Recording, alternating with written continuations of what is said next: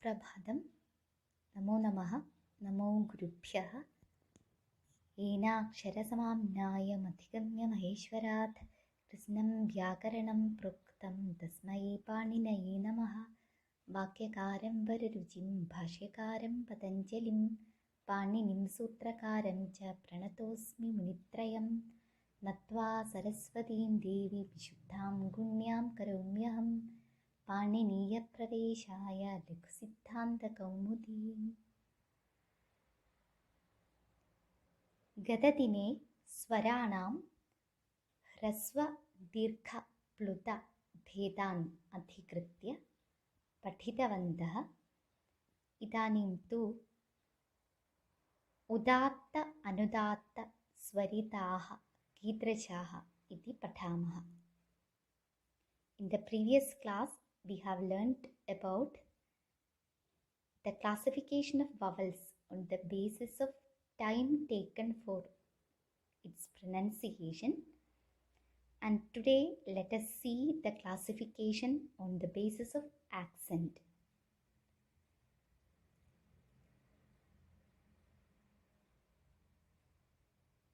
This sentence is from Lakshithanta Kaumudi. Sa pratyekamudattadibhedena tritha.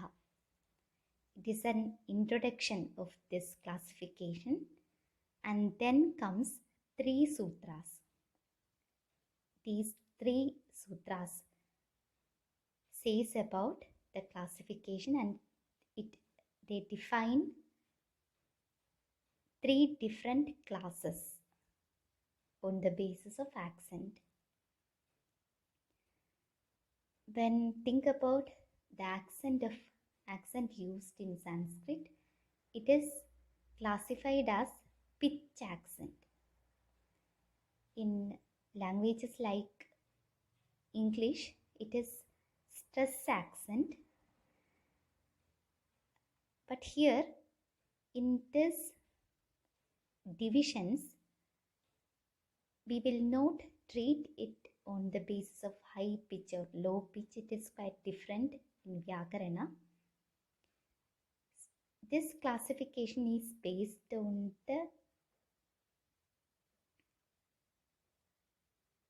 the place where through which the breath goes out when we pronounce a letter.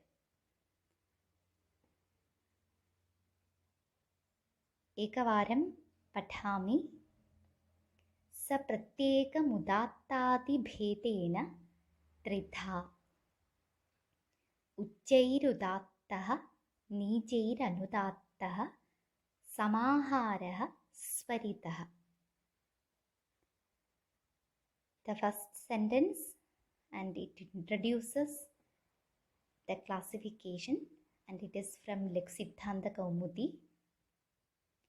Sa pratyekamudattadibhedena tritha. Padachetaha saha pratyekam udattadibhedena tritha. Saha means that. Saha ach, that vowel. What we have said earlier, the vowels and their classification on the basis of time taken for pronunciation, and they are Hrasva, Dirgha and Pluta. These Hrasva, Dirgha, Pluta vowels are indicated by Saha ach. So these Hrasva, Dirgha and Plutas are Pratyekam. Each of these classes are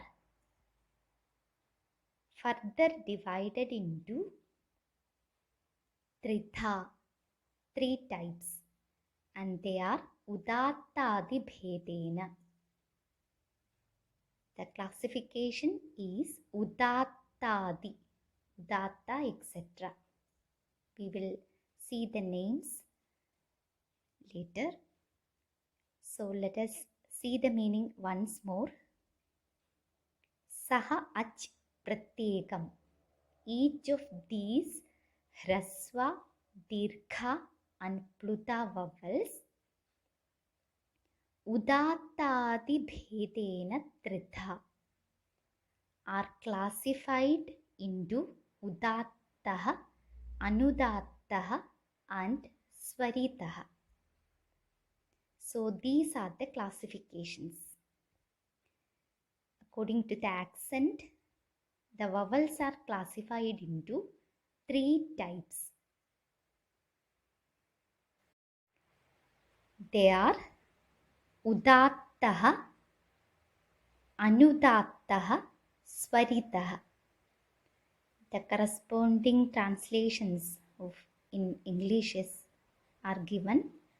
Udattah, acute, anudattah, grave, swaritah, circumflex. So the meaning of Siddhanta Kaumudi sentence is thus: each of these hrasva, dirgha and pluta vowels are classified into udatta, anudatta and swarita. For example, for a hrasva a, and that hrasva a is further classified into udatta, anudatta and swarita. Hrasva udatta, hrasva anudatta and hrasva swarita. Then we get 9 types here for a single letter.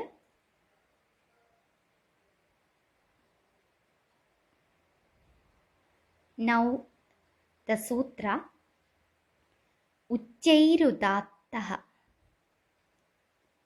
Uchchaihi udattah iti dvipadam sutra. 2 words are there, Uchchaihi and udattah. It is a Sajna Sutra. It defines the term udatta. Anena sutrena udatta sajna vidhiyate. With this sutra, the term udatta is defined. And then about the meaning, it is now described in Siddhanta Kaumudi. The meaning is taken from Siddhanta Kaumudi now, and it is thus: Talvadishu sabhageshu sthaneshu urdhvabhage nishpannah ach udatta sajnah syat. Talvadishu sabhageshu sthaneshu. There are some ucharana sthanas or place of articulation, and we have learned about them in the previous classes, such as talu, kantha, etc. So these place of articulations are sabhaga. Sabhaga means they have some bhagas or parts.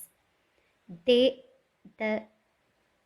place of articulations have some bhagas or parts, upper part, lower part, etc.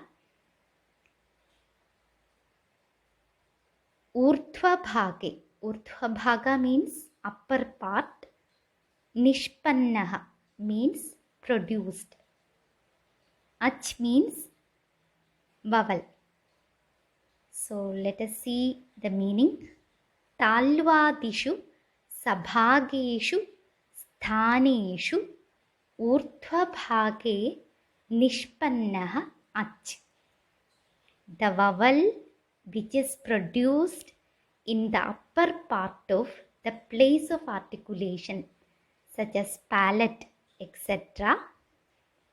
Talu means palate, etc. is termed as udattah. Udatta sajnah syat. So if the vowel sound is produced in the upper part of the place of articulation. The breath goes through the upper part, touches the upper part of the place of articulation. It is termed as udattah. So the meaning of this sutra is thus: the vowel which is produced in the upper part of the place of articulation is termed as udattah. Now let us see the commentary.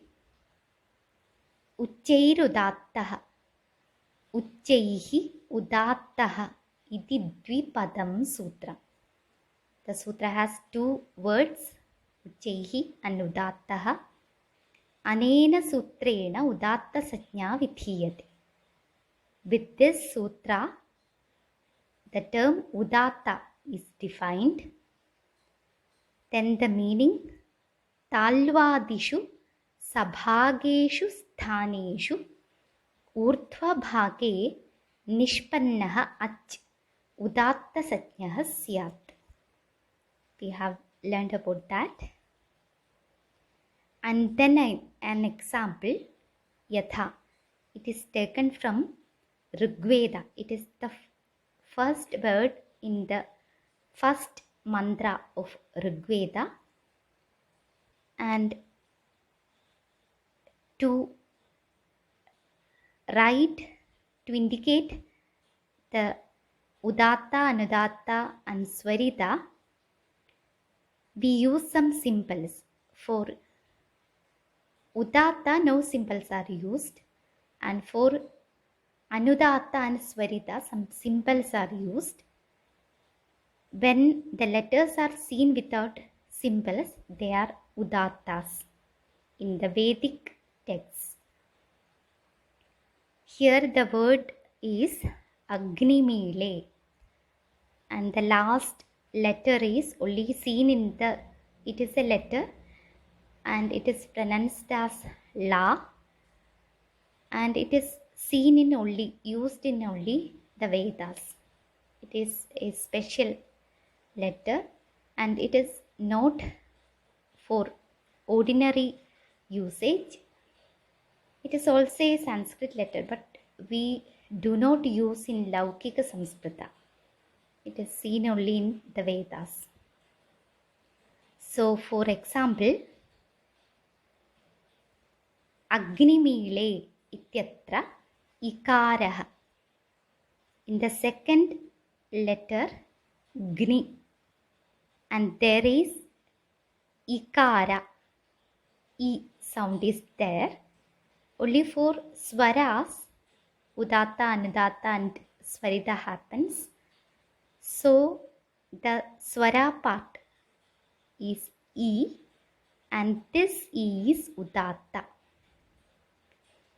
So the ikara, Agnimile ityatra ikarah. It is example for udatta.